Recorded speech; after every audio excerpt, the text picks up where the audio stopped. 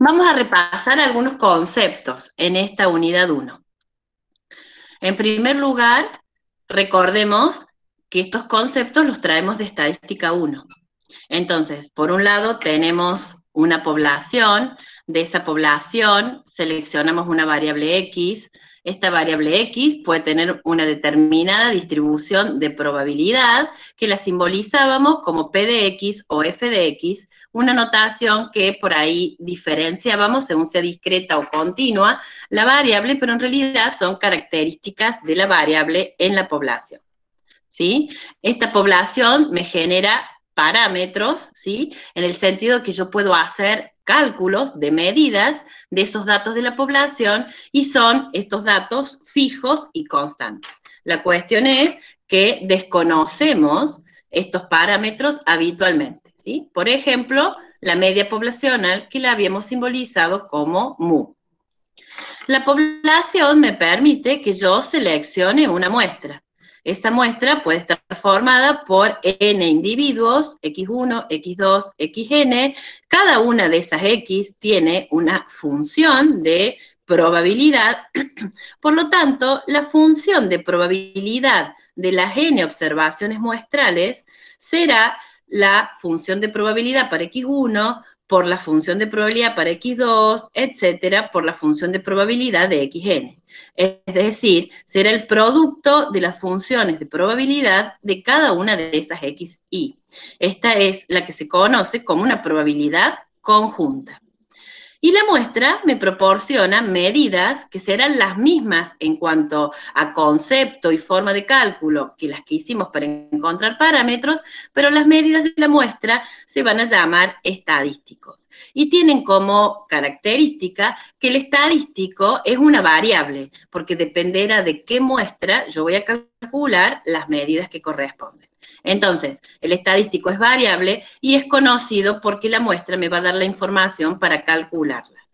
Fíjense en la notación que yo usé acá. Puse a tita como un parámetro cualquiera, desconocido, y puse esa tita con un sombrero para indicar que tengo un estadístico que también de ahora en más me va a servir para poder estimar el valor del parámetro desconocido. Esa va a ser una de las primeras cosas que la inferencia estadística me va a permitir hacer.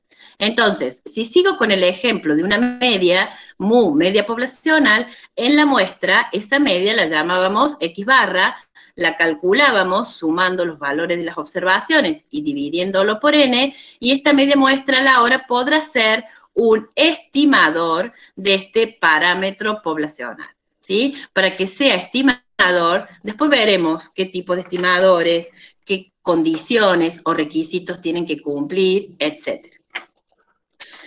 Vamos a hacer un poco de repaso de la última unidad que vimos en Estadística 1, porque desde allí vamos a partir. Si nosotros tomamos una muestra que podemos llamar aleatoria simple, aunque más adelante vamos a dar detalles, lo que estamos diciendo es que es una muestra aleatoria y representativa de una población. Esa muestra tiene un tamaño n minúscula, hasta acá ya lo conocemos, la variable tiene media y varianza, ¿sí? La simbolizamos en la población con mu y sigma cuadrado, y tiene una distribución que podría ser cualquiera, a veces conocida y a veces no es conocida.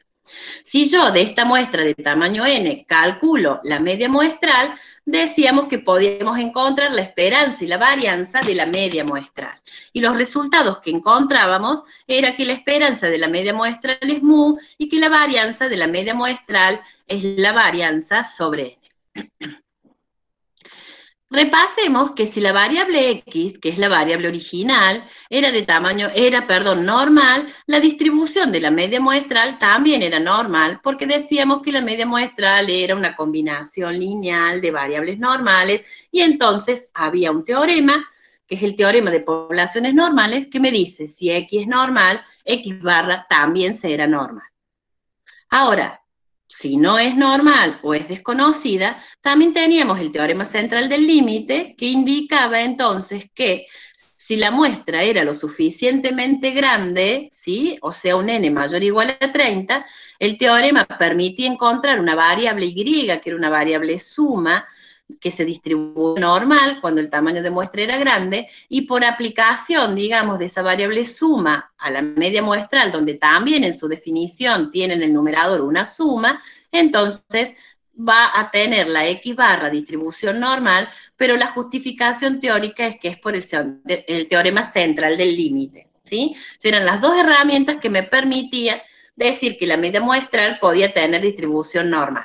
Si la variable original era normal y si no lo era, con muestras lo suficientemente grandes, ¿sí? Y el teorema en cada uno de esos casos es el que vimos en la unidad 6. Entonces, nosotros, ¿qué vimos más o menos? En este esquema, lo que estoy diciendo es que tengo una población, el promedio de esta población, o sea, mu, vamos a suponer que asume un valor 12,1 para un conjunto de individuos.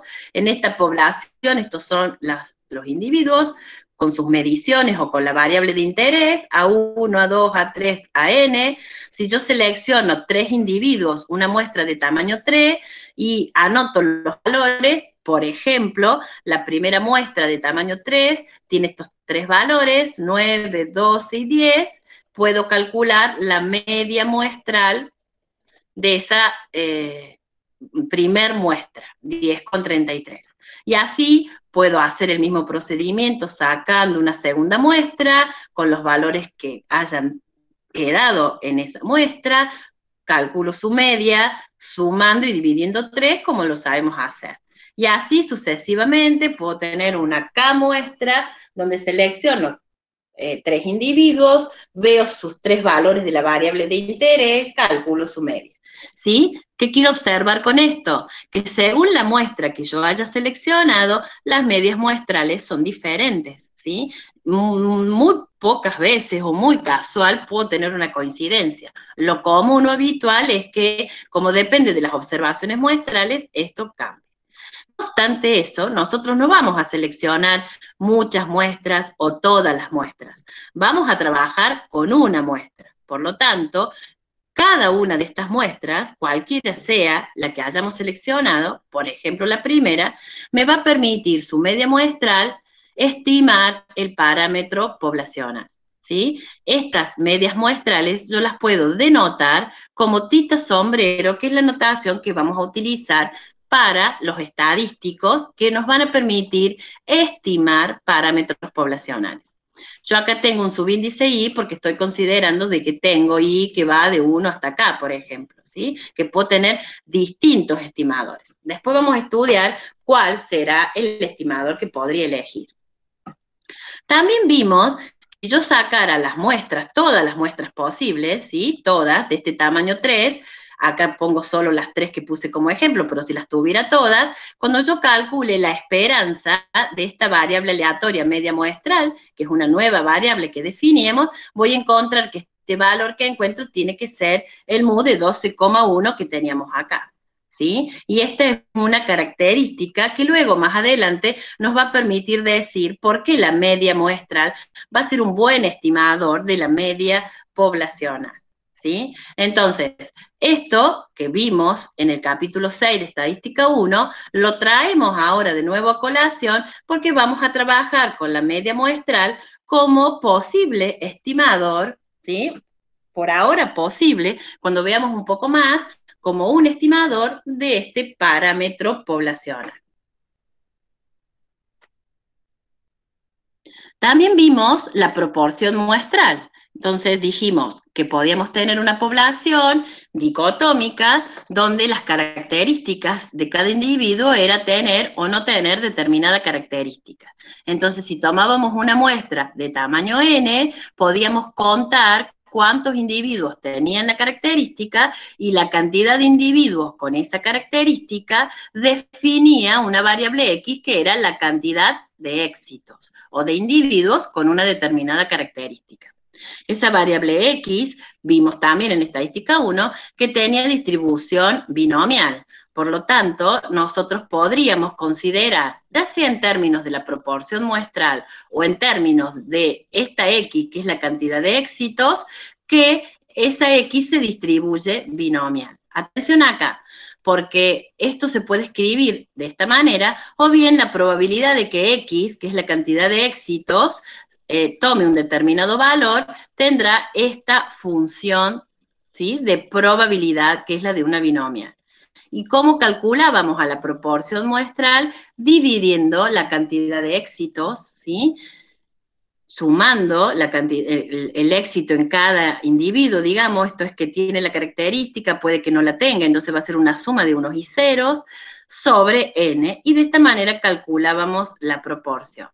Acá siempre estamos ante el caso de una variable aleatoria, cantidad de éxitos o proporción muestral definida de esta manera, que tiene distribución binomial.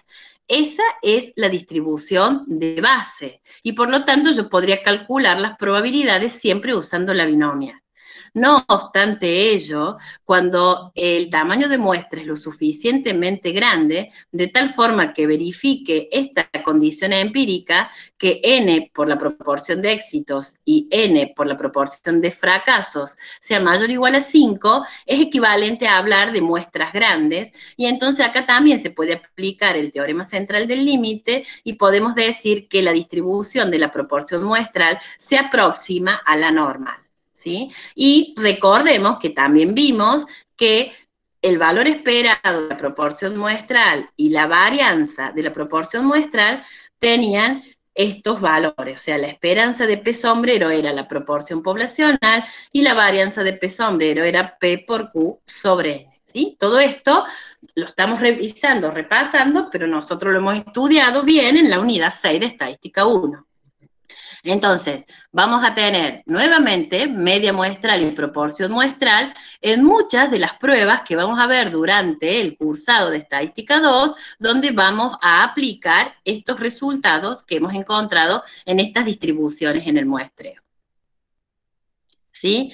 Entonces, en síntesis, las distribuciones en el muestreo son el primer paso para trabajar con inferencia estadística, ¿sí? Porque con lo que he visto en las distribuciones en el muestreo, vamos a ver que la X barra, por ejemplo, y la P sombrero, que son la media muestral y la proporción muestral, nos van a dar resultados de la muestra que nos van a permitir hacer inferencias respecto de la proporción de donde hemos sacado o hemos extraído estas muestras, ¿sí? También hemos visto que esta inferencia la vamos a poder hacer siempre y cuando utilicemos la teoría de las probabilidades, porque si no, alguna vez dijimos, ¿cómo voy a poder explicar un comportamiento de una variable en la población si solamente yo he tomado una muestra de 100 casos o de 200 casos? Y lo puedo hacer, primero porque la muestra seleccionada es probabilística, es aleatoria, es representativa de la población, y segundo, porque todo lo que vamos a ver va a tener subyacente un modelo de probabilidad que me va a permitir a mí poder hacer esta generalización. Entonces, tal vez no necesite ir a la población, sino que con estos 100 casos puedo hacer la inferencia que estoy buscando, ¿sí? Estos estadísticos, como la media y la proporción, que son, digamos, de donde vamos a partir en la mayoría de nuestras pruebas, son, recordemos, variables aleatorias. Dijimos que no son constantes, no son fijas, porque dependen de la muestra que hemos seleccionado. Por lo tanto, son variables aleatorias. Y las variables aleatorias, y esto también lo hemos estudiado, van a tener, por ser variables aleatorias, su distribución de probabilidad, y puedo calcular su esperanza y puedo calcular su varianza, ¿sí? Entonces, todo lo que hemos trabajado en Estadística 1 lo vamos a tomar y retomar para ver en esta materia. ¿Hasta acá? ¿Alguna duda? No, profe. Bien. No, profe. Bien. Espero que se hayan acordado. Vamos a la unidad número 1. Vamos a comenzar a ver algunos conceptos de la unidad número 1. Más allá de que esta clase va a quedar grabada, hay 2 videos que están grabados por la profesora Mariana González que tienen estos mismos contenidos. Por lo tanto, las dos cosas pueden ayudar, o una o la otra, no quiere decir que sean los dos, pero digo que están explicados por profes de la cátedra, van a estar explicados estos temas, ¿sí? Esto tiene que ayudar a lo que tiene el material. A veces cuando uno da clase, algunas cosas no las menciona, pero en el material van a estar, ¿sí? Entonces, esto permite explicar de alguna manera lo que tiene el material, aclarar algunas cosas, ¿sí? Pero complementa el material. La unidad 1 se llama distribuciones de probabilidad derivadas de la distribución normal. Esto quiere decir que todo lo que nosotros conocemos de la distribución normal lo vamos a considerar y vamos a partir de allí, de eso, para ver nuevas distribuciones, ¿sí?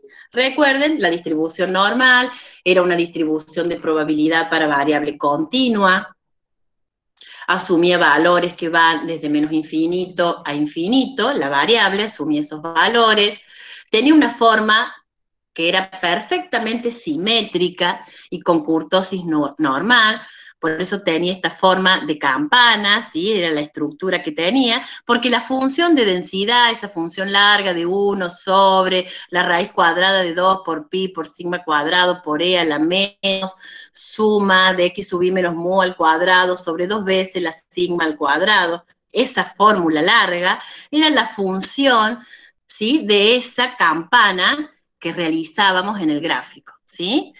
A partir de esta distribución normal y con esas características, si la variable x que tiene distribución normal sufre alguna transformación, recuerden que algo decíamos en estadística 1 de que era transformar una variable. Yo podía a una variable aplicarle una operación, por ejemplo un logaritmo, y entonces la variable quedaba transformada, la variable original, con esa operación que le hacíamos, o una raíz cuadrada o alguna función. Transformar una variable significa tomar la variable original, aplicar alguna función o fórmula a esa variable y encontrar una nueva variable.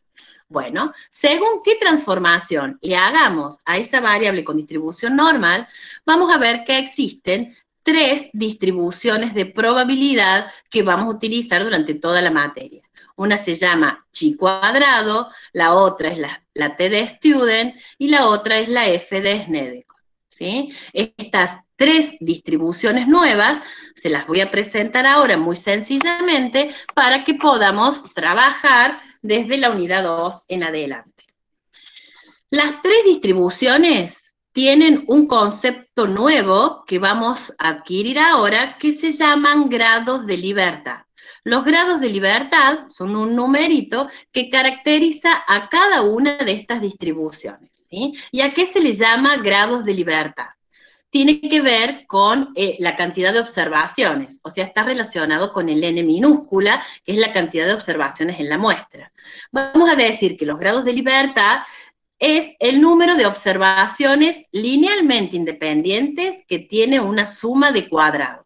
Entonces, a ver, suma de cuadrados. ¿Dónde tenía yo una suma de cuadrados? Y tenía suma de cuadrados en una varianza. ¿Se acuerdan? Sumábamos los desvíos de los valores de la variable respecto de la media y le elevábamos al cuadrado. Eso es una suma de cuadrados, ¿sí? Entonces, la cantidad de observaciones con las cuales se calcula esta suma de cuadrados que sean linealmente independientes son los grados de libertad.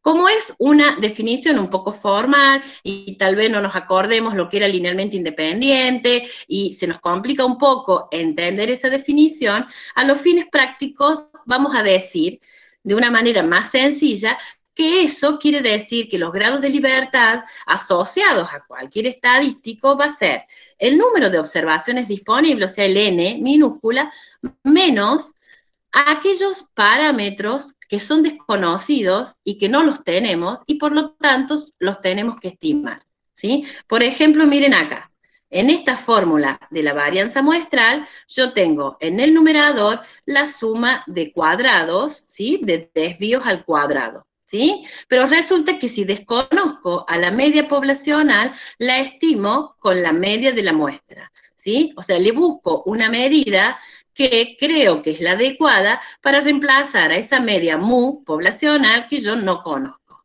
pero como la X barra se calcula con cada una de estas X sub I, quiere decir que al total de datos disponibles le voy a restar un valor que es este que ha servido de reemplazo o más adelante será el estimador de esa media poblacional desconocida, ¿sí? Entonces, este N-1 va a ser intuitivamente por ahora los grados de libertad para este estadístico, que es la cantidad de observaciones disponibles, o sea, de observaciones que tiene mi muestra, menos la cantidad de estimadores, en este caso 1 por la X barra, que tuvimos que calcular a partir de los datos de la muestra, porque no conocemos los datos de la población.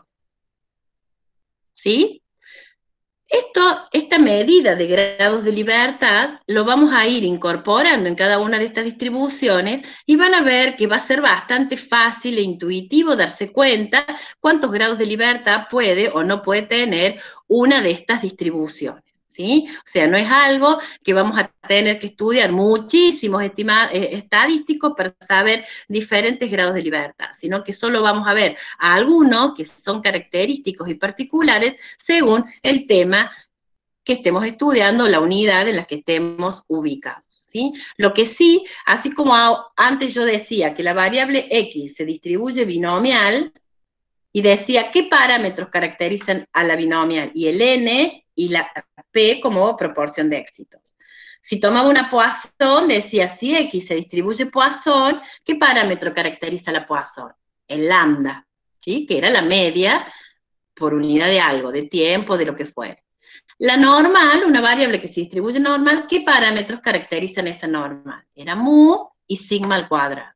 Cuando ahora hablemos de la chi cuadrado, de la t de Student y la f de Snedeker, vamos a decir qué parámetros la caracterizan, los grados de libertad. ¿Sí? Estos grados de libertad, que serán n-1, n-2, n-algo, ¿sí? Serán los parámetros que caracterizan a cada una de estas distribuciones.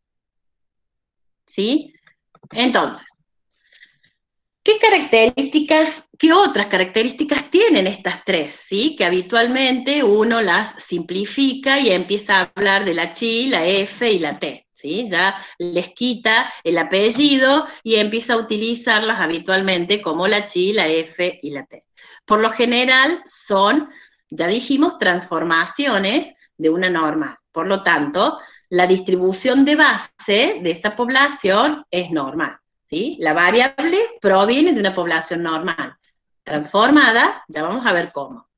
Por lo general se utiliza para muestras pequeñas, ¿sí?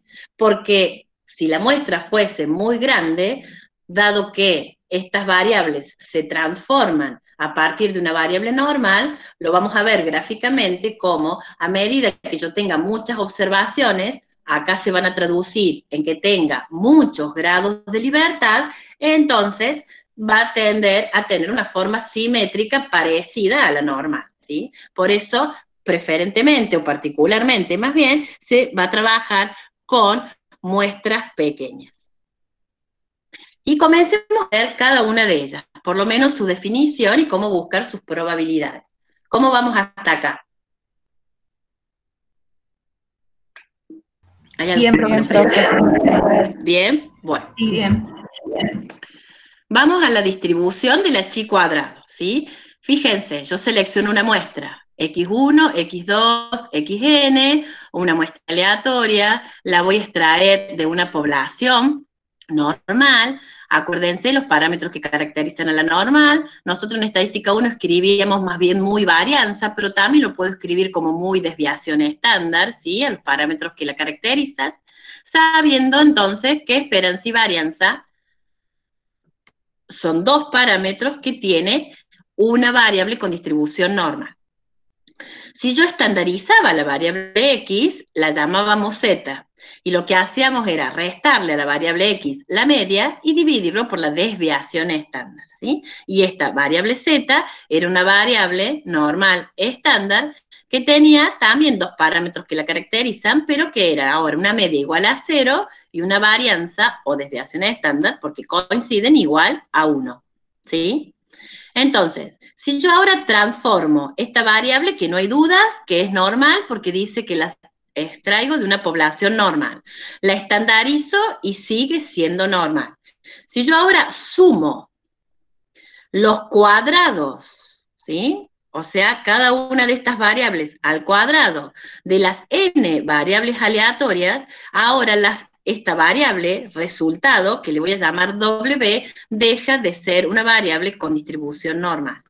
Y vamos a decir que W, como una suma de n variables normales estandarizadas al cuadrado, va a tener una distribución chi cuadrado con n grados de libertad, ¿sí? Este símbolo, que parece una X, es una letra griega, ¿sí? Que es la chi o ji, que es como una X media elegantona, ¿sí? Pero no es la X ni minúscula ni mayúscula que usamos en nuestro abecedario. Es una letra griega.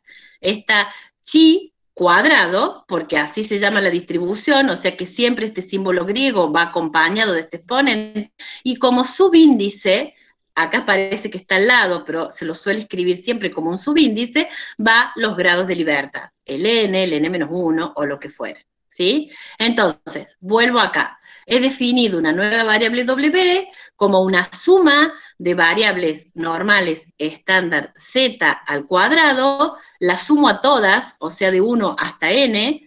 Esto es lo mismo que reemplazar a la z por esto que hemos visto que es el resultado de estandarizar, es decir, x sub i menos mu al cuadrado, y acá este 2 tiene que ir como exponente porque es sigma al cuadrado, ¿sí? Acá pues lo corregimos. No es sub 2, es al cuadrado. Entonces la suma de esta expresión ahora va a tener distribución chi cuadrado con n grados de libertad, ¿sí? Fíjense que por definición yo estoy sumando variables que están elevadas al cuadrado. Por lo tanto, cualquier cosa que yo eleve al cuadrado, ustedes ya saben que eso me va a reportar resultados siempre positivos. Entonces, veamos las características.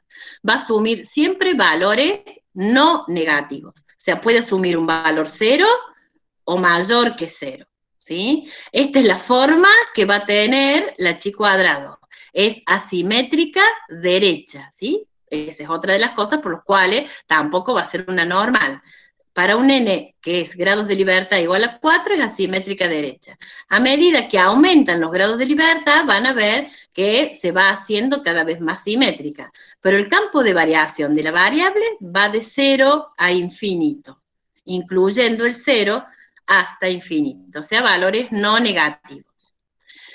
Vamos a decir, sin demostrar nada, cuál es el valor esperado y cuál es la varianza de esta variable chi cuadrado, ¿sí? La esperanza de esta variable chi cuadrado está dada por los grados de libertad, y la varianza por el doble de esos grados de libertad, ¿sí? N, porque es la común o la habitual, es la definición. Tenía n grados de libertad. Si la variable chi cuadrado tuviese n menos 1 grados de libertad, el valor esperado sería n menos 1. Y la varianza será el doble de n menos 1. O sea, siempre... Profe, Sí, perdón, una pregunta. sí. ¿Es chi cuadrado es lo mismo que W? Chi cuadrado es la distribución de probabilidad y W es el nombre que le pusimos a la variable. O sea, yo podría haber puesto acá la esperanza de W, ¿sí? O la esperanza de chi cuadrado, que es como habitualmente se utiliza, ¿sí? Pero está bien la diferencia. Una es la variable W. Esta se distribuye chi cuadrado, Ah, ¿sí? bien. Uno le puede poner, así como le pone la esperanza de Z, que sabemos que es una normal, ¿sí? Le podría poner otro nombre, acá lo podemos poner de las dos maneras. La esperanza de W es n y la varianza de W es 2 por n.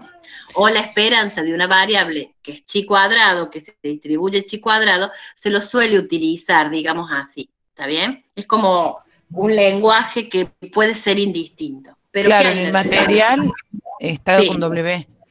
claro, está bien, ¿sí? Bien. Es como que es más correcto, es más claro, ponerle el nombre de la variable y no el nombre de la distribución. No obstante, vamos a ver que también se puede poner así, van a ver en algunos ejercicios resueltos y demás, que lo que están haciendo referencia es a esa variable W que se distribuye chi cuadrado. ¿Sí? Bien. Vamos a ver el caso particular en donde uno aplica esta distribución chi cuadrado, ¿sí? Para eso recuerden que definimos a la varianza muestral, porque vamos a utilizar para este caso, como la suma de los desvíos al cuadrado respecto de la media muestral sobre n-1, ¿sí? Esta es la definición de la varianza muestral. Como generalmente mu es desconocida, nosotros usamos la media muestral para hacer las cuentas, ¿sí? Bien, yo podría plantear una función con esta estructura, donde la suma de estos desvíos al cuadrado, que sería el numerador de esta varianza, pero dividida la varianza poblacional, ¿sí? La sigma al cuadrado, no sub 2, al cuadrado, esta función tiene una distribución chi cuadrado con n-1 grados de libertad. Entonces, no la vamos a demostrar, pero si yo tuviese esta expresión en donde tengo la suma de cuadrados, que es el numerador de una varianza muestral, y divido a la varianza poblacional, yo podría demostrar que esta variable, que le puedo llamar variable m, esta variable nueva, este cálculo, va a tener distribución chi cuadrado con n-1 grados de libertad. ¿Y por qué no la n que teníamos antes y el n-1 es el correcto? Porque este numerador, o esta suma de cuadrados que tenemos en el numerador, viene de la definición de la varianza muestral. Y como en la varianza muestral yo había estimado a mu por x barra, y esto está escrito aquí también, entonces n-1 van a ser los grados de libertad que tiene esta chi cuadrada, ¿sí? Esta expresión, si yo despejara la suma de cuadrados solamente, el n-1 puede pasar, ¿sí? Si yo multiplico ambos miembros por n-1, me puede quedar que este numerador es igual a s al cuadrado por n-1, que lo he escrito acá. Entonces, la suma de desvíos al cuadrado o n-1 por la varianza muestral constituyen el numerador de esta o de esta función, que son equivalentes, dividido la varianza, ¿sí? Entonces, esto, que es lo mismo que esto, son equivalentes, decimos que tiene distribución chi cuadrado con n-1 grados de libertad, ¿sí? Esta expresión, que va a ser muy frecuente, va a ser la que vamos a retomar en la unidad 2, en la unidad 4 y en otras unidades. O sea, es un caso particular que nos va a permitir hacer inferencias respecto a las varianzas poblacionales cuando no las conocemos, ¿sí? Por eso es como un caso de aplicación, es como un caso particular. Va a ser un estadístico que vamos a calcular que vincula varianzas muestrales con varianzas poblacionales. Y en este caso en particular, la chi cuadrado tiene no los n grados de libertad, como es la definición, sino que va a tener n-1 grados de libertad, ¿sí? Profe, Esto, sí. ¿puede repetir eso de por qué es n-1 y por qué antes era n solo? Por favor. Acá era n solo porque era la definición donde yo sumé estas variables z a las n, donde conozco mu y conozco la varianza, ¿sí? Entonces, como conozco y no las tengo que estimar, no pierdo ningún valor, digamos, dentro de lo que son los grados de libertad. Recuerden que yo les dije que los grados de libertad son la cantidad de observaciones disponibles o linealmente independientes. Si hubiese algún valor, un cálculo que yo tenga que hacer con los datos de la muestra para estimar, por ejemplo, la media poblacional, que sería en este caso, quiere decir que usé la información de las x sub 1 a las x sub n para calcular la x barra. Entonces, eso, en el concepto de los grados de libertad, me hace que yo le reste a las observaciones libres o a las observaciones disponibles, le reste a aquel elemento que tuve que calcular con esos datos de la muestra. Entonces, si yo necesito estimar un parámetro, a n le resto 1 grado de libertad. Si yo necesito estimar 5 parámetros, a n le debo restar 5 grados de libertad. Por ejemplo, ¿sí? Lo que presento acá es un caso particular en donde, como necesite estimar a la media con la X barra, a n, que es el total de observaciones disponibles, le debo restar 1. ¿Por qué 1? Porque se le resta la cantidad de estadísticos que tuve que calcular para poder estimar parámetros que no conozco. Entonces, eso que le quito constituyen los grados de libertad. Como acá estoy considerando que mu1 está X barra, entonces n-1 serán los grados de libertad de esta chi cuadrado. ¿Más o menos? ¿Se entiende? Sí, profe, perfecto, gracias. Bien. Entonces, vemos que la chi cuadrado va desde 0, incluido el 0, hasta el infinito, ¿sí? Para cada valor de grados de libertad hay una chi cuadrado, entonces esta puede ser la chi cuadrado para un grados de libertad igual a 3, va a haber otro para 4, otro para 5, y eso es así porque es el parámetro que la está caracterizando. Así como teníamos una binomial para un n y un p, una Poisson para cada lambda, también acá voy a tener una chi cuadrado para cada valor de los grados de libertad. Asimétrica derecha y se va haciendo simétrica a medida que aumentan los grados de libertad, y tiene una propiedad que se la conoce como la propiedad reproductiva, donde si tengo dos chi cuadrados, uno tiene n grados de libertad, la otra tiene m grados de libertad, yo podría sumar dos variables con distribución chi cuadrado y el resultado será otra variable con distribución chi cuadrado, cuyos grados de libertad es la suma de los grados de libertad de los términos, ¿sí? Entonces, tengo una chi cuadrado que le llamo con n grados de libertad, otra que le pongo m para diferenciarla de este n, pero le podría haber puesto n1 y n2, ¿sí? O sea, alguna notación que indique los grados de libertad.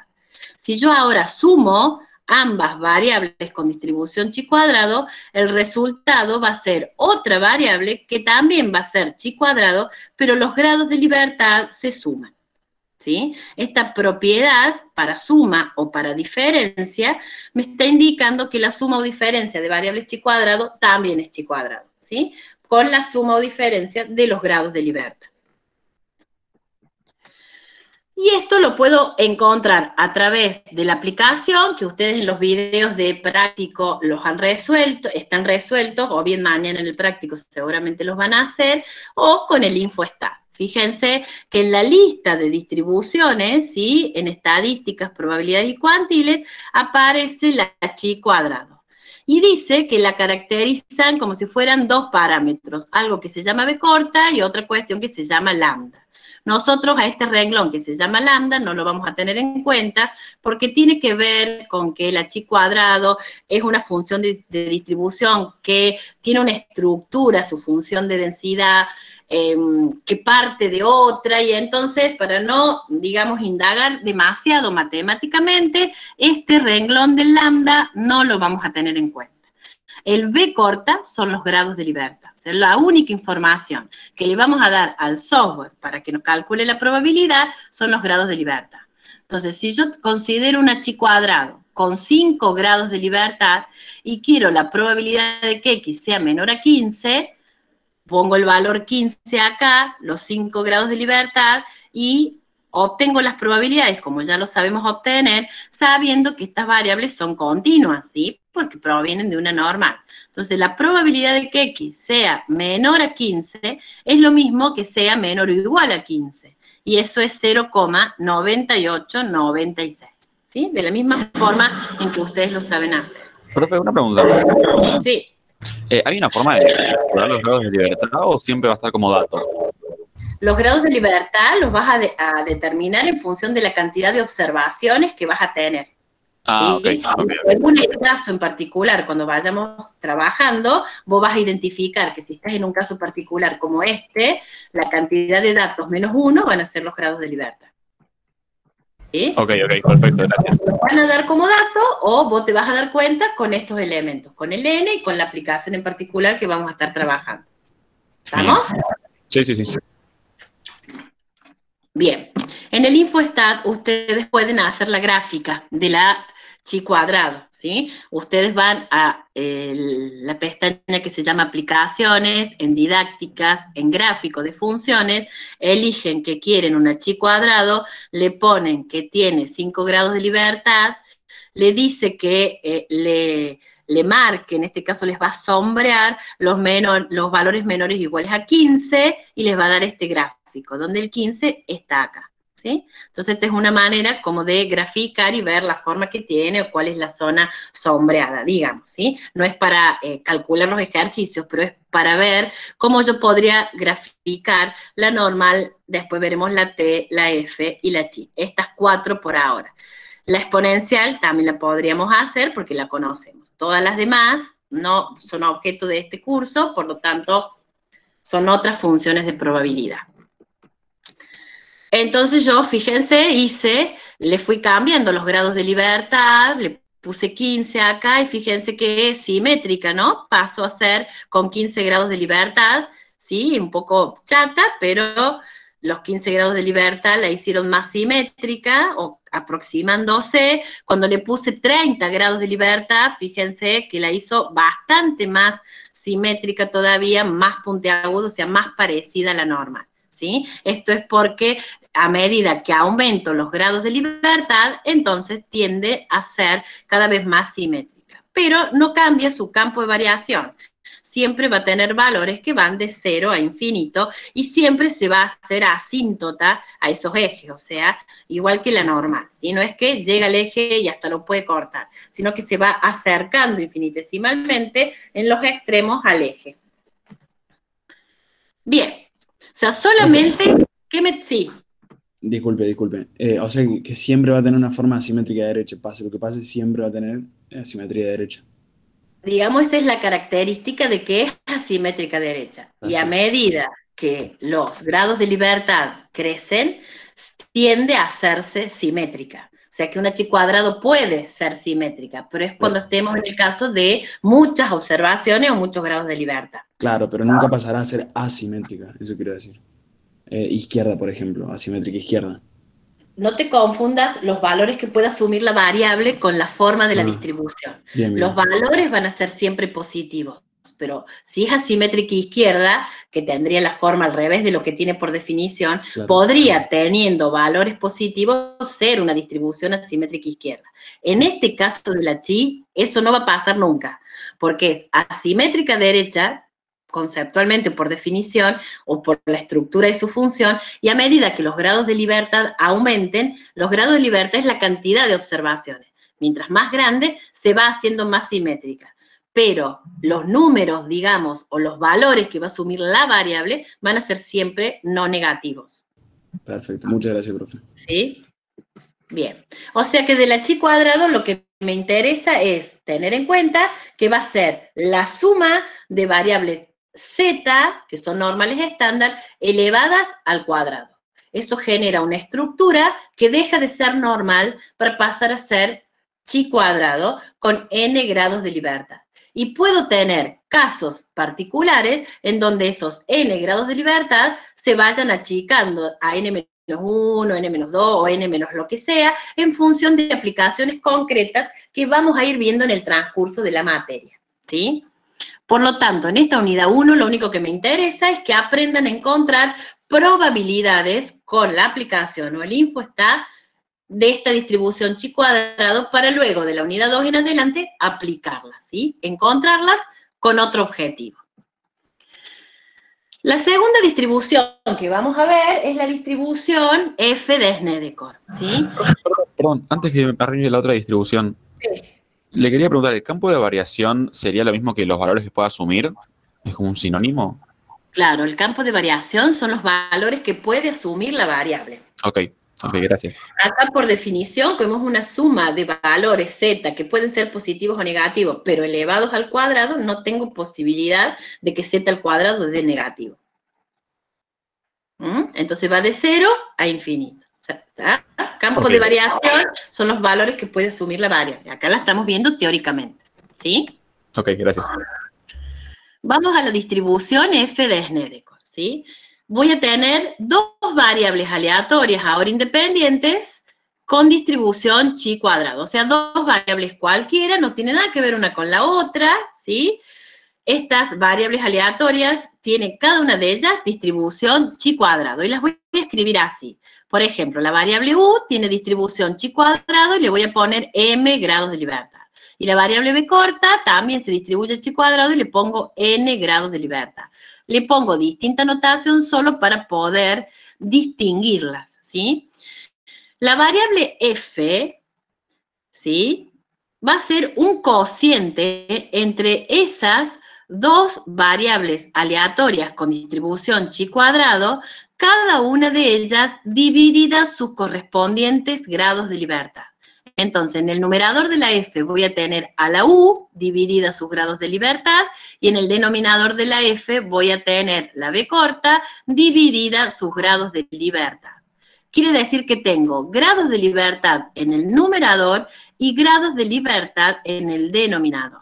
Entonces, esta variable que por lo general acá toma el mismo nombre que la función de distribución, que es f, se distribuye f de Snedeker y fíjense que ahora tengo que mencionar dos tipos de grados de libertad, por decirlo. O sea, los grados de libertad del numerador van primero, coma, los grados de libertad del denominador van después, ¿sí? Si yo tuviera una f que dice acá 4 y acá dice 8, quiere decir que 4 serían los grados de libertad que están en el numerador, o sea, que pertenecen a la primera chi cuadrado, y si acá hubiese un 8, serían los grados de libertad que estarían en el denominador, es decir, que pertenecen a esta chi cuadrado, que es la que está en el denominador. Como la f es un cociente de dos chi cuadrados y cada chi cuadrado sabemos que asume valores no negativos, la f también asume valores no negativos. Es decir, desde 0 a infinito, ¿sí? Si ninguno de los elementos que la constituyen puede ser negativo, la f tampoco puede ser negativo. También es asimétrica derecha, porque está formada por dos chi cuadrado, y también se va a ir haciendo simétrica cuando los grados de libertad, ¿sí?, del numerador y del denominador vayan creciendo, ¿sí? Veamos este ejemplo. Esta es asimétrica derecha y tengo 5 grados de libertad en el numerador, 5 grados en el denominador. Si aumento la cantidad de observaciones, o sea, se aumentan los grados de libertad o los elementos disponibles a 15 respectivamente, fíjense que la distribución ha pasado a ser bastante simétrica, pero siempre los valores que puede asumir la variable son de 0 a infinito. Profe, ¿puede aumentar los grados de libertad de una de las variables y la otra no? ¿O no tiene nada que ver eso? Puede aumentar de una y la otra no, y se puede ir haciendo un poquito más simétrica, y eso lo pueden ustedes ir viendo, o sea, a los fines de estudiar, es interesante, entrando ahí en el InfoStat donde hacemos los dibujitos, ya les voy a mostrar algunos, qué va pasando cuando vamos aumentando. Acá crecieron los dos, se va haciendo más simétrica, pero puede aumentar más uno y la otra no, y va a tener una pequeña modificación en la forma, ¿sí? Si aumentan los dos, se va a lograr más simetría. Si aumenta uno y el otro no, también hay que ver en cuánto aumenta para ver cuánta simetría va logrando. Bien. ¿Sí? Bien. Entonces, esta es la definición. Lo primero es la definición. ¿Qué variables usé? Las chi cuadrado que acabamos de ver. Ahora va a tener distribución f y voy a tener, como son dos chi cuadrado, dos, o sea, un par de grados de libertad de cada una de esas chi cuadrado. Bien. Profe, una consulta. Sí.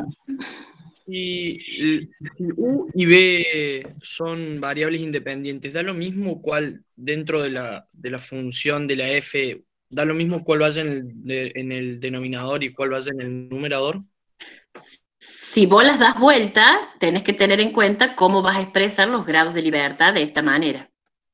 Si vos pones acá la b corta con n grados de libertad, el n va a tener que estar acá, Y si vos pones la U acá con M grados de libertad, el M va a tener que venir acá, ¿sí? Claro. En este caso es indistinto. Yo puedo dividir, cambiarle el orden, siempre y cuando no me confunda cómo caracterizar a la F con los grados de libertad, porque este orden es importante, y se lee así: F de Snedeker con M grados de libertad en el numerador y N grados de libertad en el denominador. Entonces no es lo mismo una 5-15 que una 15-5, ¿de acuerdo? Sí, ¿Se gracias. entendió? Bien. Vamos a ver, así como vimos con la chi cuadrado, ¿cuándo lo vamos a utilizar? ¿Qué aplicación en particular utiliza una F? Acá también les voy a contar cuándo puedo utilizar, perdón, una chi, cuándo puedo utilizar una F también, ¿sí? Ojo con esto, porque son pequeños pasos o deducciones que hacemos, que después en otros capítulos no lo vamos a repetir porque ya lo vimos acá, pero los podemos, ¿sí?, de hecho, vincular, y a la hora de la evaluación tenemos que tener en cuenta que lo que podemos haber hecho acá con un par de pasos y no hicimos la unidad que corresponde, está relacionado y hay que tenerlo en cuenta, ¿sí? Entonces, vean acá. ¿Se acuerdan que la chi cuadrado yo la podía definir como n sub 1, n menos 1, vamos a la forma general, n menos 1 por la varianza muestral sobre la varianza poblacional? Me vuelvo un poquito y se los muestro. Era esto, ¿sí? ¿Se acuerdan que esta era una estructura que con estas características tenía una distribución chi cuadrado con n-1 grados de libertad, ¿sí? Voy a partir de esa definición ahora. Esa definición es esta. Nada más que ahora le voy a poner subíndice para distinguir una chi cuadrado de la otra chi cuadrado. Por lo tanto, a n le voy a poner el subíndice 1, a la varianza muestral 1 y a la varianza poblacional también el subíndice 1, por lo tanto va a tener una distribución chi cuadrado con n1 menos 1 grados de libertad. Con la B hago lo mismo, ¿sí? Para distinguirlas, en vez de n, le llamo acá n sub 2, varianza muestral, varianza poblacional. Y tiene una distribución chi cuadrado con n sub 2 menos 1 grados de libertad, ¿sí? Entonces, apliquemos la definición. La definición era cada chi cuadrado sobre sus correspondientes grados de libertad. Es decir, la U es todo esto, lo pongo acá. Sobre sus correspondientes grados de libertad, eran n1 menos 1, lo pongo acá. Ese es el numerador de la F. Hago lo mismo con el denominador. Pongo a la variable b corta, es todo esto, lo pongo acá. Dividido sus grados de libertad, así era la definición, la b corta dividido sus grados de libertad. Los grados de libertad, n2 menos 1, lo pongo acá. Simplifico, n1 menos 1 con n1 menos 1 lo puedo simplificar, n2 menos 1 con n2 menos 1 lo puedo simplificar, ¿sí? ¿Qué ha quedado? La varianza muestral 1 dividido la varianza poblacional 1 en el numerador, y en el denominador la varianza muestral 2 dividido la varianza poblacional 2. Si no quiero escribirlo de esta manera, yo sé que el producto de esta varianza muestral 1 por esta varianza poblacional 2, el producto de estos extremos, va al numerador y el producto de estos medios va al denominador. Entonces, esto es equivalente a escribirlo de esta manera. Varianza muestral 1 por varianza poblacional 2, y lo pongo acá. Varianza poblacional 1 por varianza muestral 2, y lo pongo acá, lo cambié de orden, el orden no me altera el resultado, para que me quede un cociente de varianzas muestrales por un lado y un cociente de varianzas poblacionales por el otro. Entonces, esta F, según la definición, ha quedado igual a el cociente de varianzas muestrales por el cociente de varianzas poblacionales.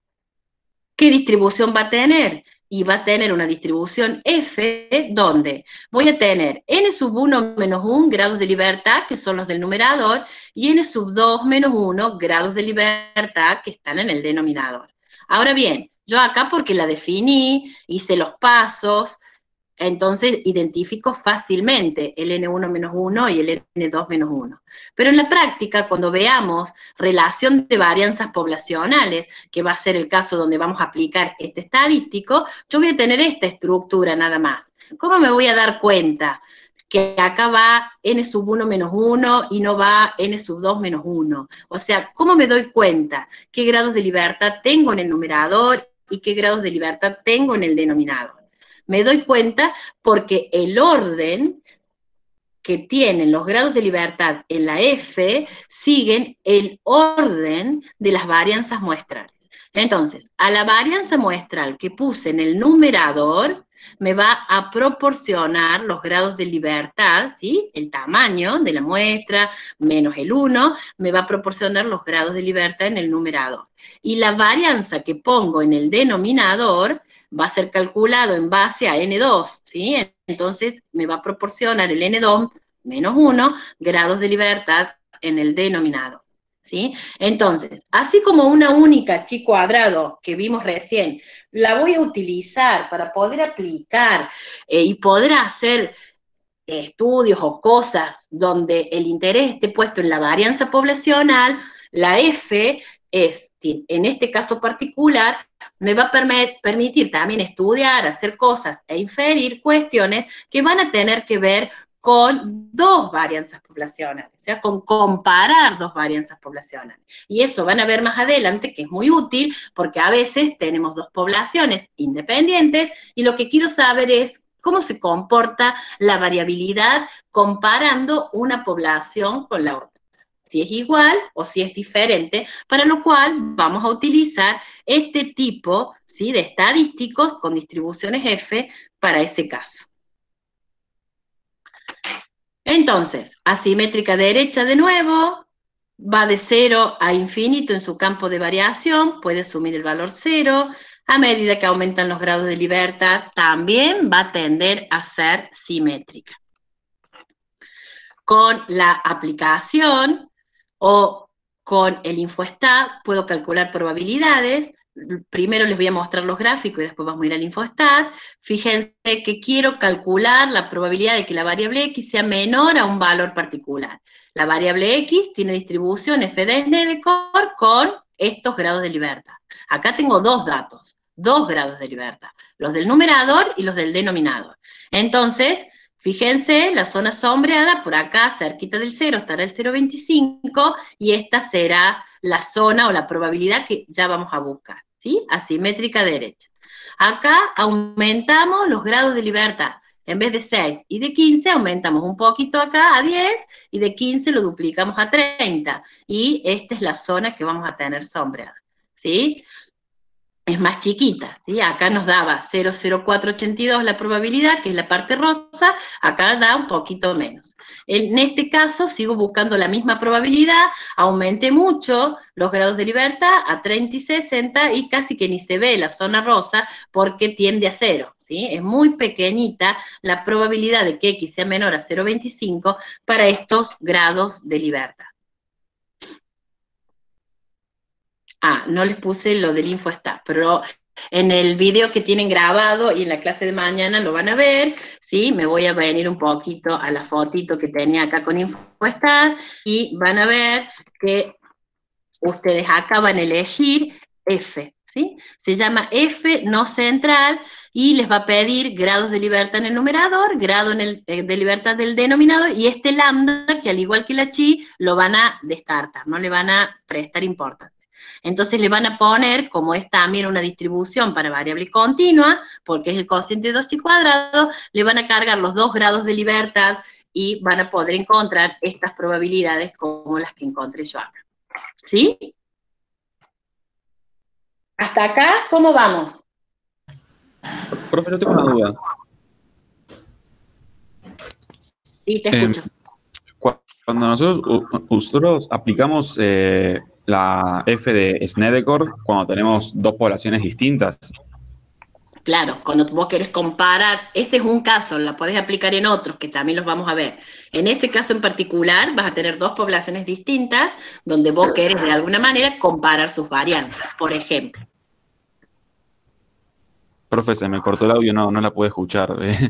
No sé si lo Que puede vos vas a repetir. vos vas a utilizar, por ejemplo, vas a utilizar varias aplicaciones, pero en ese caso en particular, lo que vas a utilizar es comparar, o sea, la vas a utilizar ¿para qué? Para comparar dos varianzas poblacionales. Por lo tanto, tenés que tener dos poblaciones, ¿sí? Porque la varianza de cada población es única.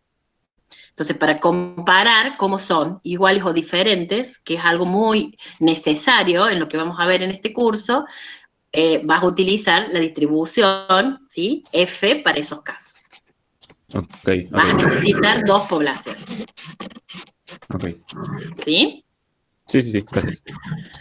Y la última, unas características un poco breves, así como hemos visto en las otras dos, es para la distribución T. La dejamos al final, a la T, porque vamos a trabajar con una distribución que tiene características un poco diferentes a la que hemos visto. La distribución T, que también es una distribución de una normal, va a tener las siguientes características. Por un lado, voy a definir una Z. La Z ya es una notación universal que hemos utilizado para una variable aleatoria que tiene distribución normal con media 0 y varianza igual a 1, ¿sí? Esa va a ser una de nuestras variables. También voy a tener otra variable que le voy a llamar U, que se va a distribuir chi cuadrado con n grados de libertad, ¿sí? Estas son las condiciones. Una Z, una normal estándar, una variable U con distribución chi cuadrado con n grados de libertad.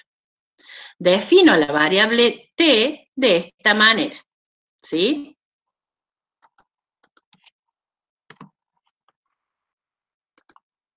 Defino la variable T de esta manera, como el cociente entre la variable Z, que es la normal estándar, sobre la raíz cuadrada de la variable que tiene distribución chi cuadrado sobre sus correspondientes grados de libertad, ¿sí? Si yo defino de esta manera, estoy ante una variable nueva que se suele denominar de la misma forma que la distribución, en este caso le pusimos T mayúscula, pero también se le suele poner T minúscula, y esta variable tiene distribución T de student con grados de libertad, en este caso n, igual a los grados de libertad de la chi cuadrado que constituye, digamos así, su definición, ¿sí? Entonces, miren acá que tengo una Z normal. ¿La Z es simétrica? Sí. Una chi cuadrado. La chi cuadrado es asimétrica, ¿sí? Positiva. ¿La Z puede asumir valores negativos? Sí. La chi cuadrado dijimos que va de 0 a infinito. Por lo tanto, si yo en el numerador tengo algo que puede asumir valores negativos y lo divido por algo que siempre va a ser positivo, este cociente puede ser negativo también. Entonces, la T de student tiene un campo de variación que va desde menos infinito a infinito, ¿sí? Primera gran diferencia con las dos que acabamos de ver. Acá no vamos a decir que asume valores no negativos, no. Acá puede asumir valores negativos, positivos y el mismo 0, ¿sí? Es más, como parto de la variable z y la variable z tiene media igual a 0, van a ver que la t también va a tener esperanza igual a 0. Entonces, veamos las características. Asume valores reales, ¿sí? Desde menos infinito a infinito, es simétrica, ¿sí? La única diferencia que tiene con la normal es que la T de student se dice que es un poco más dispersa que la normal. Que sea más dispersa quiere decir que la T es un poquito más chata que la normal, ¿sí? O sea, imagínense la campana de la normal, en vez de tener esa misma altura, sería un poquito más baja, en la punta, digamos, en donde está el valor más frecuente o la mayor probabilidad, y en los extremos sería un poquito más densa, o sea, en las colas serían un poquito más altas, digamos, en cuanto a que baja la campana. Eso quiere decir que es un poquito más chata acá y un poquito más, con más probabilidad en los extremos. Con esas características decimos que tiene un poquito más de dispersión que la normal y por eso la T se diferencia de alguna manera de la normal.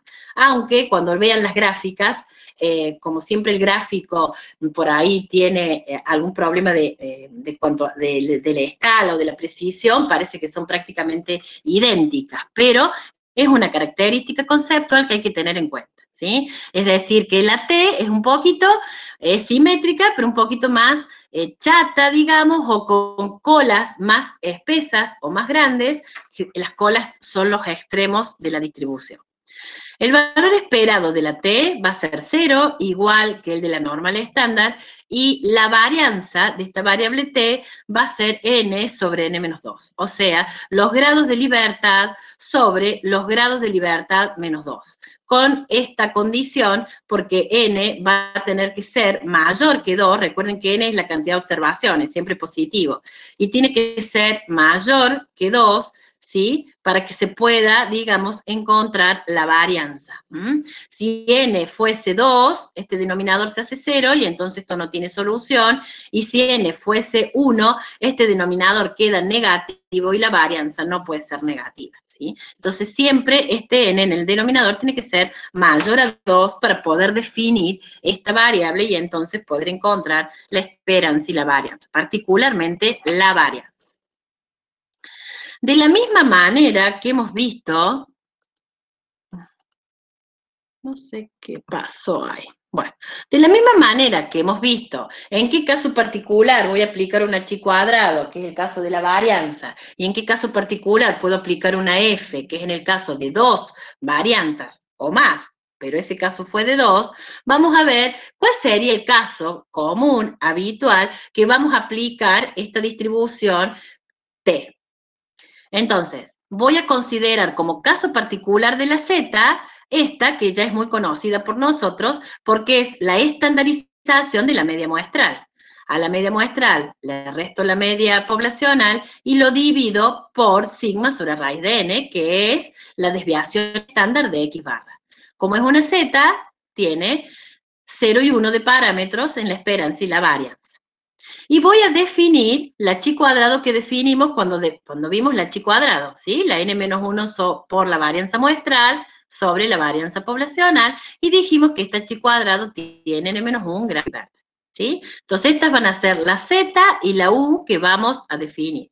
También siempre considerando que definimos variables que tienen la característica de ser independientes, ¿sí? Que no tienen alguna cuestión que las relacione o que dependa una de la otra, porque en ese caso ya trabajaríamos tal vez con otras distribuciones, ¿sí? Son independientes y aplico la definición de la T. Recuerden la definición de la T. Era la variable z dividido la raíz cuadrada de la chi cuadrado sobre n. La variable z la pongo acá, la raíz cuadrada en el denominador de la variable chi cuadrado, es todo esto, sobre sus correspondientes grados de libertad, ¿sí? Dentro de la raíz cuadrada yo puedo simplificar el n-1 con el n-1. Me ha quedado la raíz cuadrada de la varianza muestral dividida la varianza poblacional. Si aplico la raíz cuadrada a estas dos varianzas, es lo mismo que escriba S sobre sigma, ¿sí? Entonces, el numerador no lo he tocado, lo he dejado como está, y en el denominador tengo a S sobre sigma, ¿sí? Esto, si yo lo quiero expresar en una forma que no sea tan así de como una fracción o compleja, o de alguna manera con fracciones en el numerador y fracciones en el denominador, puedo ver que esta sigma con esta sigma se simplifican, se pueden simplificar. Entonces, x barra menos mu queda en el numerador y esta raíz de n que está ya en un denominador, ¿sí? Va a quedar, o se va a realizar esto, va a tener esta estructura. Quiero tratar sin escribir con el mouse de explicarlo. O sea, yo puedo escribir esto de alguna manera en donde x barra menos mu quede multiplicado por sigma y luego me queda todo esto multiplicado por s. Las sigmas se van a poder simplificar y de la multiplicación de las expresiones van a encontrar esta estructura. X barra menos mu y en el denominador esta s dividido esta raíz de n. Fíjense que esta estructura es parecida, muy parecida a esta. ¿Cuál es la única diferencia? La única diferencia es que sigma no está. Y es porque esa sigma tal vez sea desconocida. Es probable y muy probable que esta sigma poblacional sea desconocida. Por lo tanto, voy a tener que estimarla con un valor de un estadístico que viene de la muestra, que es la desviación estándar de la muestra. ¿Sí? Entonces, esta estructura con varianza conocida, que tenía esta forma de normal, transformada con esta chi cuadrado que le hemos introducido acá, me ha dado una variable t distinta con esta estructura, donde la distribución de probabilidad ahora es t de student, pero miren acá, tengo n-1 grados de libertad, ¿sí?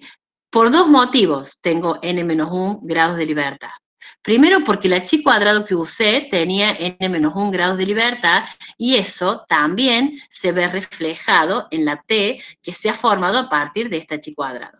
Pero hay otro motivo que tiene que ver con que la cantidad de observaciones de la muestra n disponible le tengo que restar un estimador, en este caso, un estadístico que sirvió para estimar el parámetro poblacional, porque yo sé que la varianza de x barra es sigma sobre raíz de n. Si no la conozco a sigma y la estimo con s, entonces pierdo un grado de libertad y va a tener esta estructura una distribución t de student con n-1 grados de libertad, ¿sí? Esto también va a ser una función muy común, muy característica, que se va a utilizar para hacer inferencia respecto a la media. Así como la chi cuadrado fue para la varianza, un caso particular, la f para dos varianzas, la t se va a utilizar mucho para inferencias que tengan que ver con la media poblacional, ¿sí? Eso lo vamos a ver en el capítulo 2.